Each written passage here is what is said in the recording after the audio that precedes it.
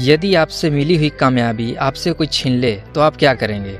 नमस्कार दोस्तों, मैं राधे राकेश स्वागत करता हूं आपके अपने यूट्यूब चैनल अनटोल्ड कहानी में।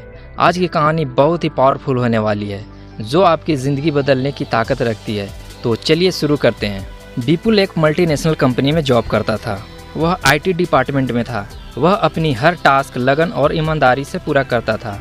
इसके साथ ही वह बहुत ही शांत और विनम्र स्वभाव का था। इन्हीं सारी गुणों के कारण वह अपनी डिपार्टमेंट में सबसे अलग दिखता था।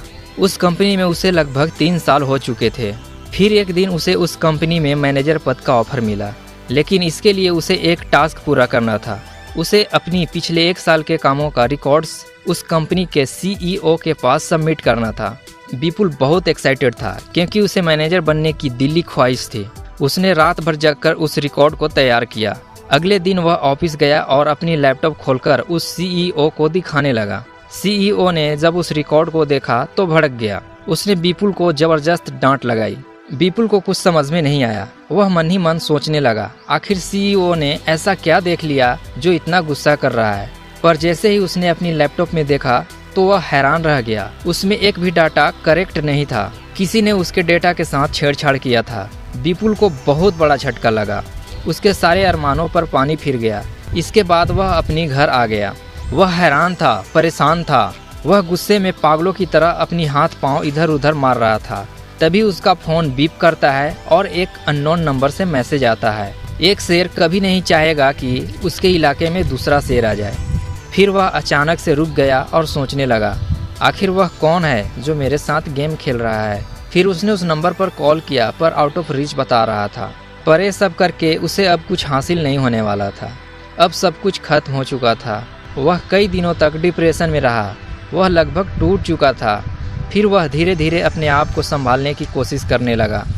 एक दिन वह चाय पीते हुए सोचने लगा, मेरी डेटा के साथ छेड़छाड़ हुई है। मेरी तरह न जाने कितनों के साथ ऐसी घटना घटने वाली है। इस इंटरनेट की दुनिया में यह एक बहुत बड़ी समस्या है। फिर उसने टेबल पर एक मुक्का मारते हुए कहा, अब मुझे इसी को ठीक करना है। फिर वह डेटा सिक्योरिटी से जुड़ी जानकारियां इकट्ठा करने लगा।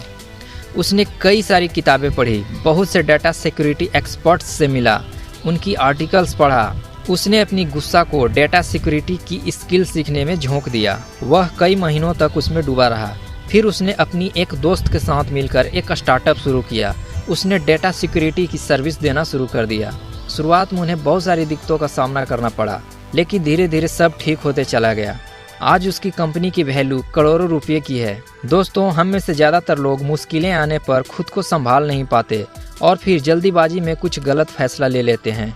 विपुल ने उस समस्या में उलझने के बजाय खुद को एजुकेट किया और खड़ी कर दी एक कंपनी।